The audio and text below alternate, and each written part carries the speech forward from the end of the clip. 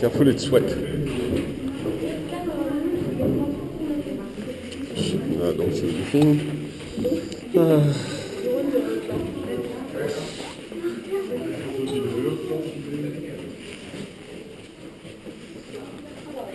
Merci bébé. Come there.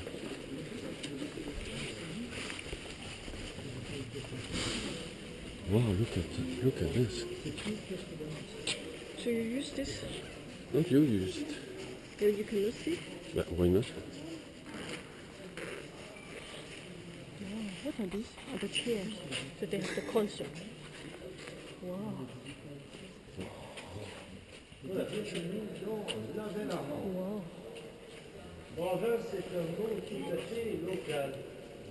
So we can go down.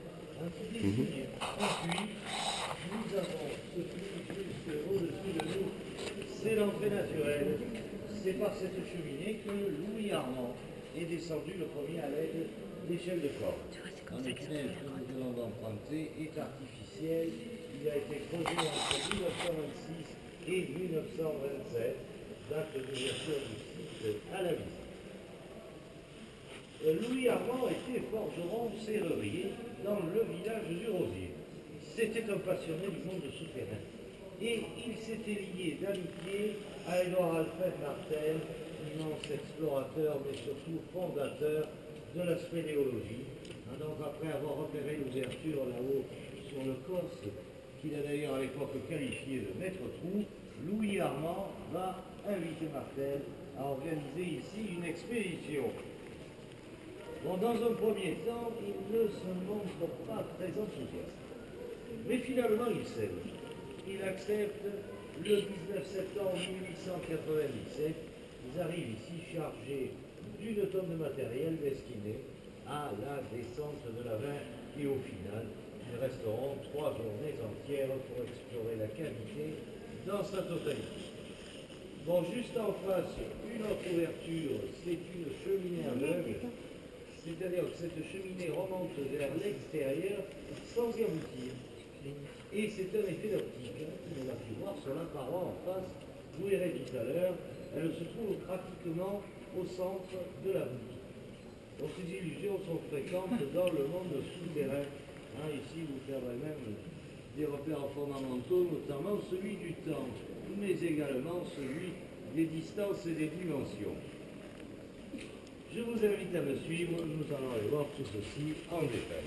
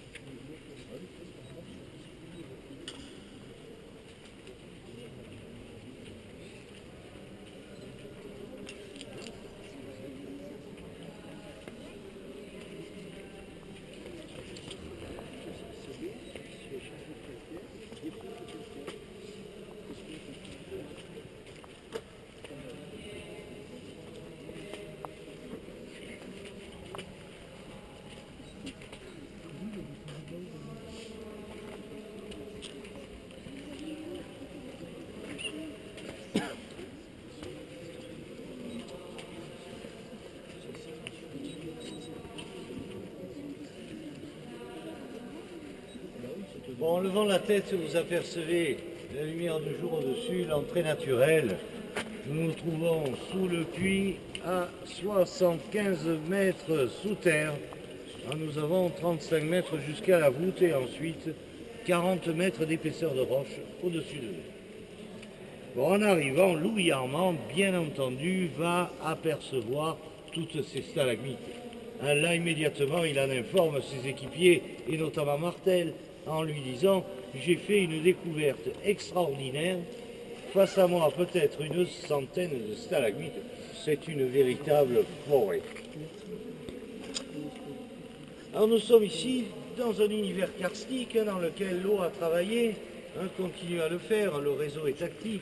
Et dans un premier temps, l'eau va remonter d'une rivière souterraine.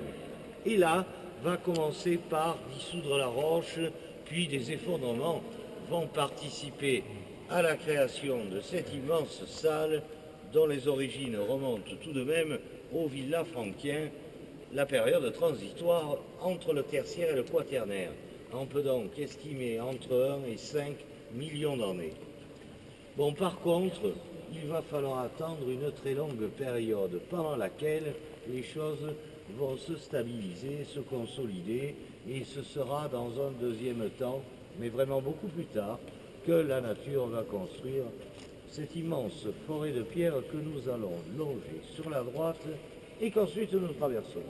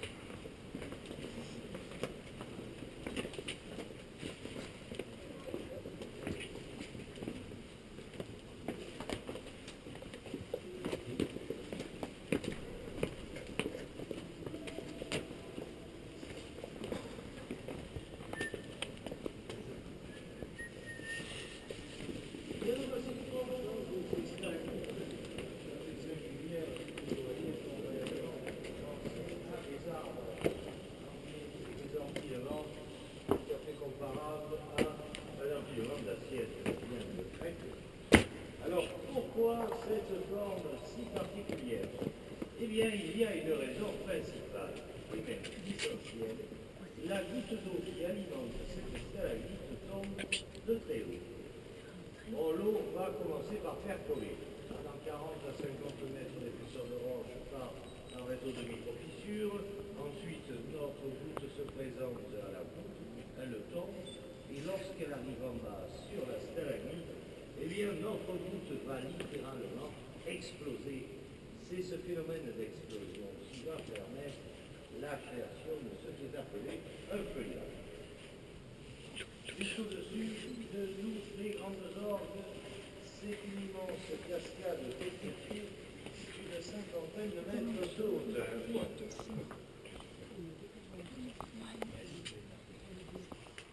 Et en poursuivant notre descente, juste à quelques mètres d'ici, sur votre droite, vous allez voir une superbe draperie translucide. La draperie est du ruissellement de l'eau contre la paroi, qui va former quelque chose qui fait penser à des tortures, à du tissu, souvent draperie. Alors au-dessous, il y a une petite stalagmite bien alimentée, jetez un coup d'œil au passage, vous allez voir tomber régulièrement la goutte d'eau au sommet. Bon, par contre, c'est une goutte qui tombe de faible hauteur, 4 mètres environ, ce qui fait que lorsqu'elle arrive sur la stalagmite, il va se produire une pulvérisation autour, qui n'est là que la préfiguration de ce qui se passe dans le centre de la salle. Tout à l'heure, à un point bien précis, je vous montrerai l'explosion d'eau, et vous verrez, c'est complètement différent.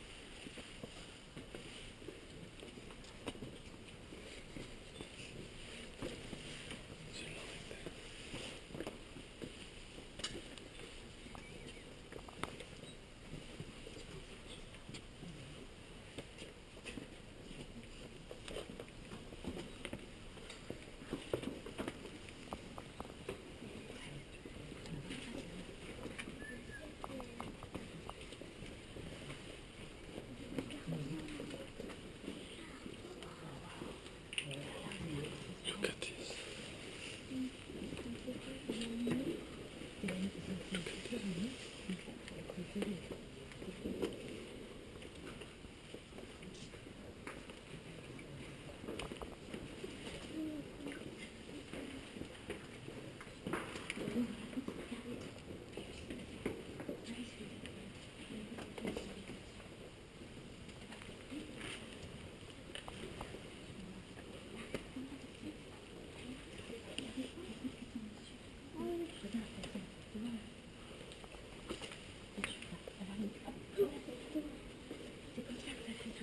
Look at the drop falling on this one.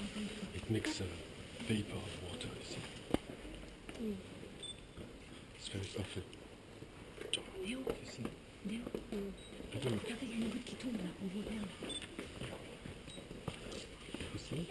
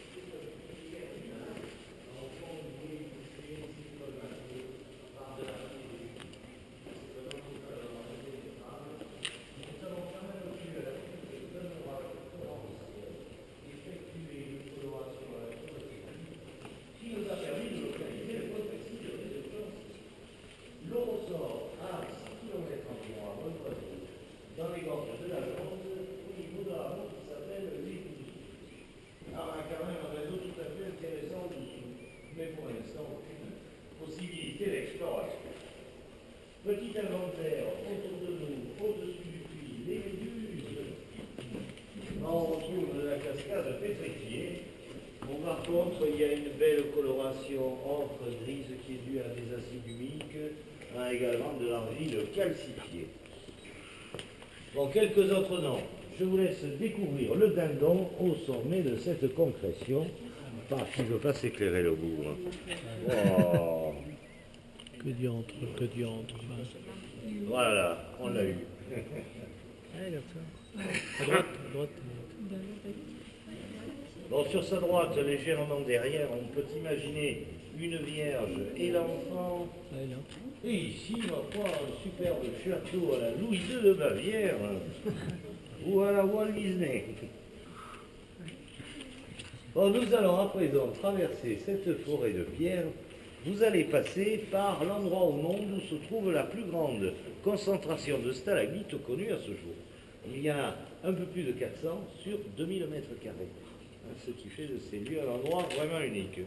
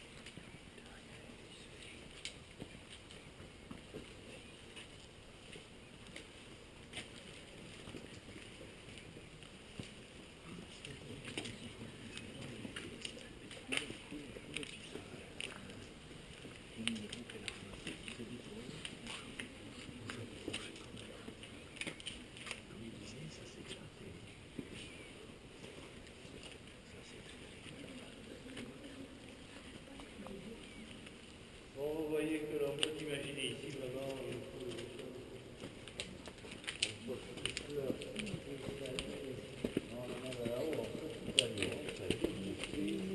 et quelques gargouilles de cathédrale aussi.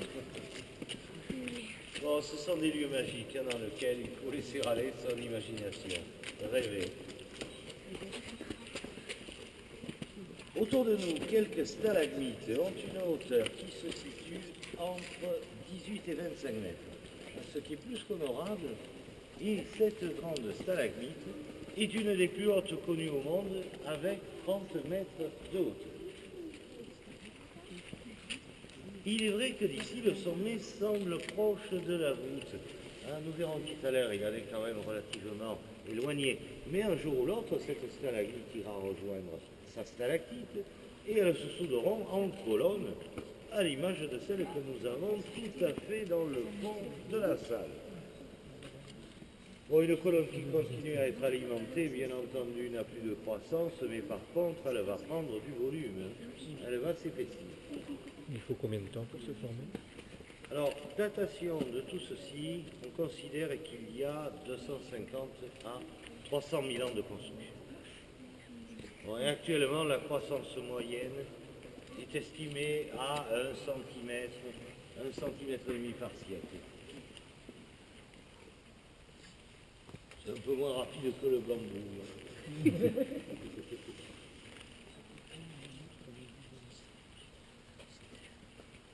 Eh oui.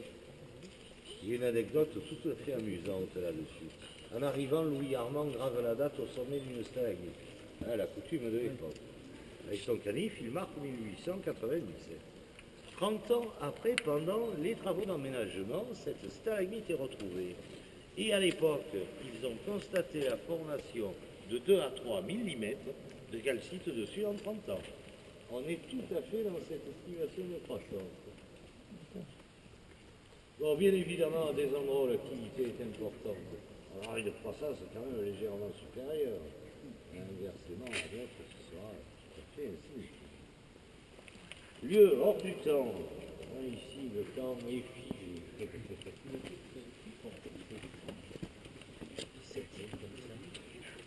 Alors, les stalagmites. Il y a autant de stalagmites que de stalagmites. En effet, il y a une disproportion entre la taille des stalagmites et des stalagmites. Dans la veine Armand, lorsque la goutte parvient à la voûte, elle est très chargée en carbonate de calcium. Alors, de ce fait, notre goutte d'eau est très lourde. Elle ne va pas y séjourner, elle va tomber de suite. Elle n'aura pas le temps de déposer en haut, elle va déposer en bas. Alors, voilà l'explication à la taille du stalagmite.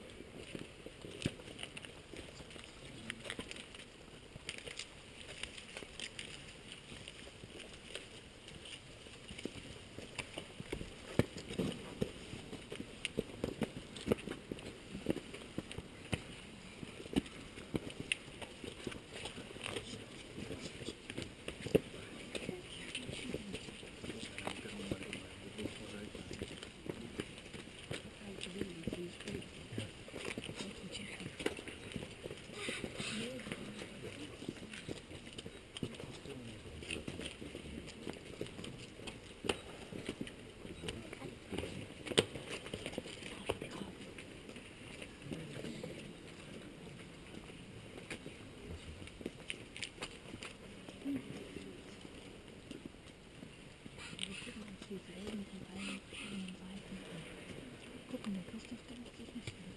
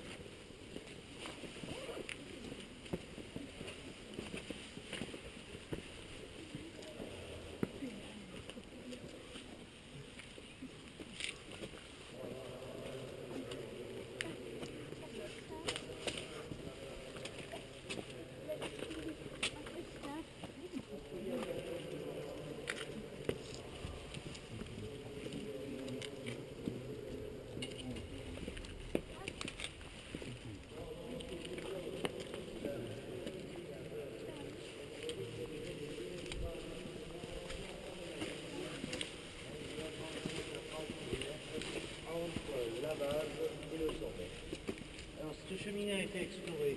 On peut toujours remonter, voir ce qu'il y a à l'intérieur. On peut y découvrir des réseaux qui embarquent les fameux réseaux ramifiés qui peuvent s'avérer dans certains cas plus intéressants ou même plus profonds. Bon, ici, ce n'est pas le cas. Il n'y a vraiment strictement rien. C'est fermé. Bon, le collectif, une chose caractéristique de la veine, se forme avec la création de l'entrée naturelle, une succession des fondements dont le constitué, on va y retrouver de la pierre en quantité. Vous apercevez des ossements dessus, ce bord a été touché, on y trouve énormément d'ossements d'animaux. Or, des animaux tombés accidentellement, ça c'est certain, hein, mais n'oublions pas qu'avant l'exploration des lieux, lorsque les habitants là-haut de Kossonar avaient une bête crevée, hein, la meilleure façon de s'en débarrasser, c'était de l'envoyer dans le trou à côté. Bon, pas mal d'ossements humains, le problème, c'est que les gens qui marchaient, qui ont glissé, qui sont tombés, inévitablement des gens qu'on a dû inviter à descendre. On pourrait expliquer le peu de divorce en Lozère, ça. Voulez-vous l'éclairage en essaye là, hein, on va voir l'éclairage uniquement par le fenêtre. Allez, c'est parti.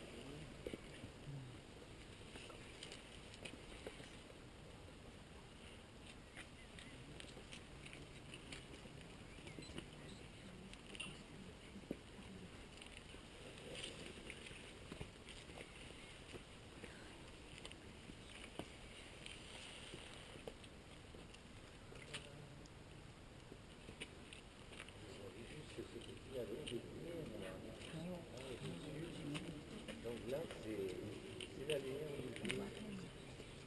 On va attendre quelques secondes là, de monsieur Soin.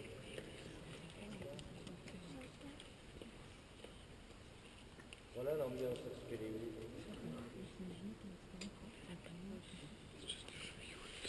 Juste le La rond. sortie la semaine prochaine. Here. We try to show you that. Only.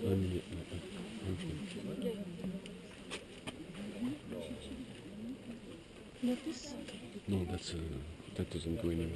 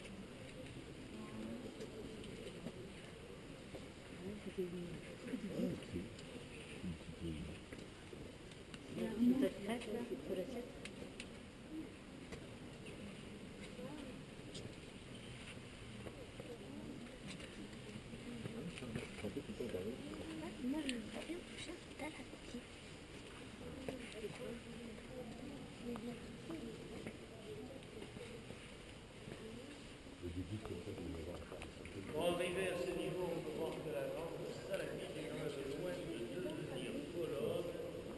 Une quinzaine de mètres sépare le sommet de la voûte.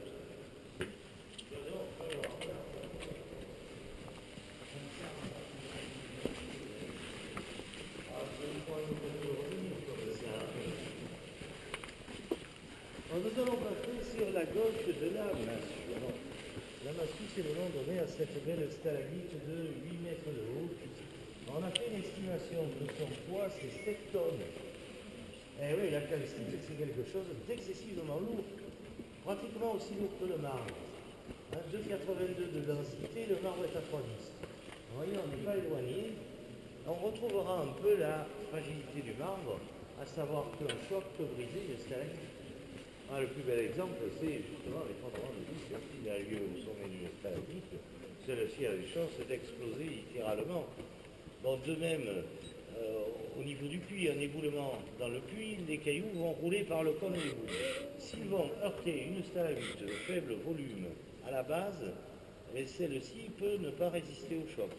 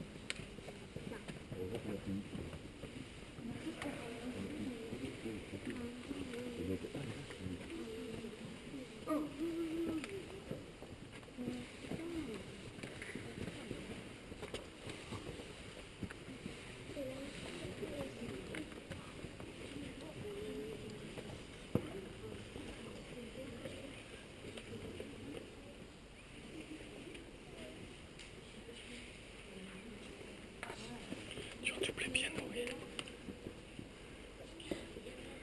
The sound must be quite good.